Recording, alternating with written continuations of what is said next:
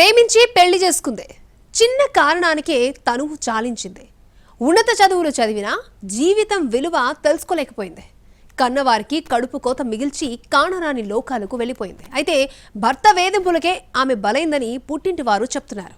హైదరాబాద్లో సాఫ్ట్వేర్ ఉద్యోగిని ఆత్మహత్య వెనుక కారణాలేంటి? ఆమె ఇన్‌స్టాగ్రామ్‌లో రీల్స్ చేసి పోస్ట్ చేస్తే లక్షల మంది చూస్తారు. ఆమెకు వేల మంది ఫాలోవర్స్ ఉన్నారు.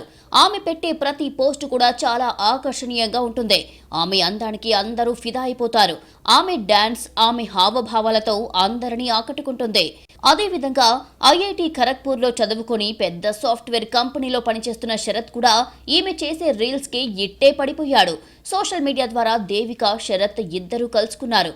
చాలా కాలం పాటు మాట్లాడుకున్నారు. ఆ తర్వాత ఇద్దరూ ప్రేమించుకున్నారు. ఇద్దరూ కలిసి జీవితాన్ని పంచుకోవాలనుకున్నారు. తల్లిదండ్రులకు విషయం చెప్తే ఒప్పుకోలేదు. కానీ చివరికి పెద్దల్ని ఒప్పించి పెళ్లి చేసుకున్నారు. గోవాలో అత్యంత వైభవంగా వివాహం జరిగింది. ప్రీ వెడ్డింగ్ షూట్ కోసమే లక్షల రూపాయలు ఖర్చు పెట్టారు. పెళ్లి కోసం చాలా డబ్బులే ఖర్చు చేశారు. పూణే యూనివర్సిటీ నుంచి ఎంబీఏ పూర్తి చేసింది. ఆస్తి కూడా బాగానే ఉంది. పూణేలో ఉద్యోగం చేస్తున్న ఇద్దరు కూడా హైదరాబాద్కి బదిలీ చేయించుకున్నారు. మణికొండలో ఇద్దరూ కలిసి గేటెడ్ కమ్యూనిటీలో కాపురం పెట్టారు. సీన్ కట్ చేస్తే 6 నెలల వివాహం ముగియక ముందే దేవిక తన జీవితాన్ని ముగించేసుకుంది. చిన్న కారణంతో ఆత్మహత్యకు పాల్పడింది.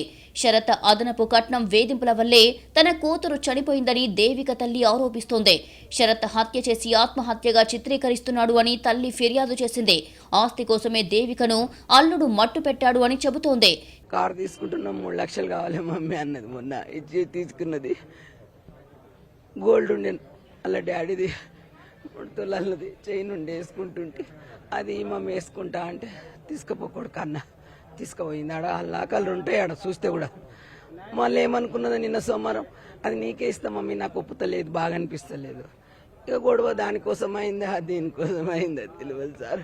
2 నెలలకైతే గొడవ అయింది. కట్నము ఇల్లు అంటే రాసి ఇస్తావా మమ్మీ నీ అల్లునికి అన్నది. ఇల్లు రాసి ఇచ్చి ఎక్కడ పోదు కొడుకా, నన్ను ఎవరు చూస్తారు కొడుకా అన్న.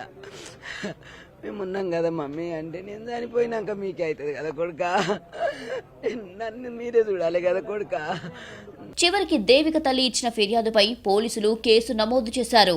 బాగానే ఉంటున్నారు. కాకపోతే అప్పుడప్పుడు ఈ అబ్బాయి తనను కొంచెం అరెస్ట్ చేయడము, ఇంటికి పంపించడం జరుగుతుంటే కూడా లాస్ట్ ఒకసారి వాళ్ళ మదర్ కూడా సంజాయించి అట్లా చేయొద్దని చెప్పి పంపించేసింది. అతను కూడా ఏదో ఎక్స్పెక్ట్ చేస్తే కూడా తన పేరు మీద ఒక ఇల్లు ఉంది, నేను ఉన్న ఒకే కూతురు కదా, నా తర్వాత ఆ ఇల్లు మీకు వస్తుందని చెప్పేసి కూడా వాళ్ళకు నచ్చ చెప్పడం పంపించడం జరిగింది. అప్పటి నుంచి బాగానే ఉన్నారు. మళ్ళీ 15 డేస్ బ్యాక్ నుంచి కూడా ఆ ఇల్లు తన పేరు మీద రిజిస్టర్ చేయమని చెప్పేసి అమ్మాయిని ప్రెషర్ చేస్తున్నట్టు వాళ్ళ మదర్ చెప్తున్నాను. అలా ఆ ప్రెషర్ తట్టుకోలేక నా కూతురు ఆత్మహత్య చేసుకొని ఉండవచ్చు అని చెప్పేసి మెయిన్ మనకు అలిగేషన్ ఉన్నది. ప్రస్తుతం శరత్ను పోలీసులు అదుపులోకి తీసుకుని విచారిస్తున్నారు. మరోవైపు పెళ్లై 6 నెలలు కూడా గడవక ముందే దేవిక ఆత్మహత్య చేసుకోవడంతో బంధువులు కన్నీరు మున్నీరుగా విలపిస్తున్నారు.